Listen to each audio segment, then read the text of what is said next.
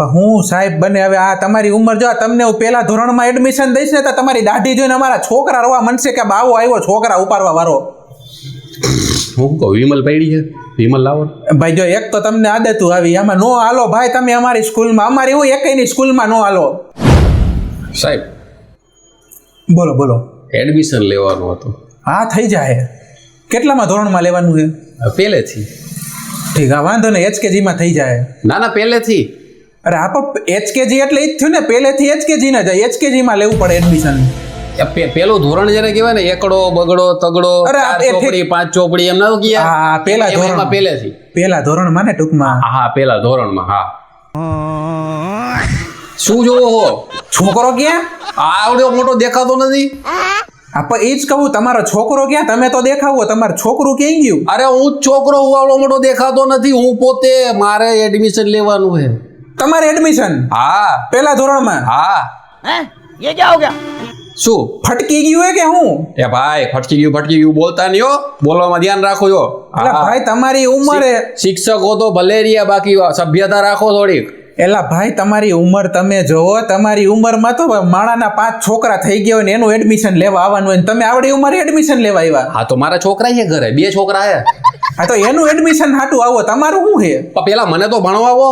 હું તો ભણું પેલા 4 ચોપડી 5 ચોપડી પેલા હું તો ભણું પછી કઈ છોકરાઓને ભણાવું ને. પણ તમે 12 ધોરણ ભણવાની રાહ રહેવા તમારા છોકરાઓનું ભવિષ્ય બગડી જાય ભાઈ. તમારે ભણીને હવે કાંઈ કામ નથી આવડી ઉંમરે. છોકરાઓ જાય છે કામે. તો તમારે હું કામે ભણીને તમારા છોકરા કામે જાય ભાઈ તમે કામે જાઓ. પણ મારા છોકરા છે ને મજૂરી કરે ને મને નથી ગમતું એટલે મારે ભણવું હોય પછી હું છોકરાને ભણાવું પછી છોકરાએ ભણીને ગણીને તમારી જેમ સાહેબ બને. હું સાહેબ બને હવે આ તમારી ઉંમર જો તમને હું પહેલા ધોરણમાં એડમિશન દઈશ ને તો તમારી દાઢી જોઈને અમારા છોકરા રવા મનશે કે બાવો આવ્યો છોકરા ઉપાડવા વાળો. હું કહું વિમલ પડી છે, વિમલ લાવો. ભાઈ જો એક તો તમને આદતું આવી આમાં નો હાલો ભાઈ તમે અમારી સ્કૂલમાં અમારી હું એકઈની સ્કૂલમાં નો હાલો. અમારે શું કઈ તમારે સ્કૂલમાં લે ભાઈ મારા ભણવાથી મતલબ એ ને વિમલ તો અમારો ખોરાક છે. એક કામ કરો હાલો હું તમને આપણે માની લ્યો હું તમને એડમિશન દઈ દઉં હાલો અત્યારે ઘરેથી નાસ્તામાં વિમલ લઈ આવશે. હું તમને હાલો એડમિશન દઈ દઉં. હું નાઈ ન પાડું. પણ તમારે કાકા દાઢી કઢાવી પડશે હો.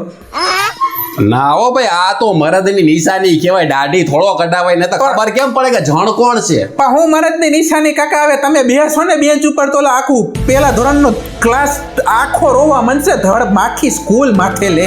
તો મને છેલ્લી બેન્ચે બેહાડજો. આપણે કાંઈ ગમણ નહીં આવો આપણે છેલ્લે બેહી. પણ છેલ્લી બેન્ચે બેસો તો છોકરા આગળ ભણવામાં ધ્યાન દે તમારાથી બી વાહે જોયા રાખશે. મેડમ હું સામે એમ કે મેડમ બાવો આવ્યો છોકરા ઉપાડવા વાળો. હું કાંઈ કોઈને બીવડાવવાનો નથી. હું ખાલી ભણવા આવવાનો હું અને નાસ્તામાં વિમલ લઈ આવીશ.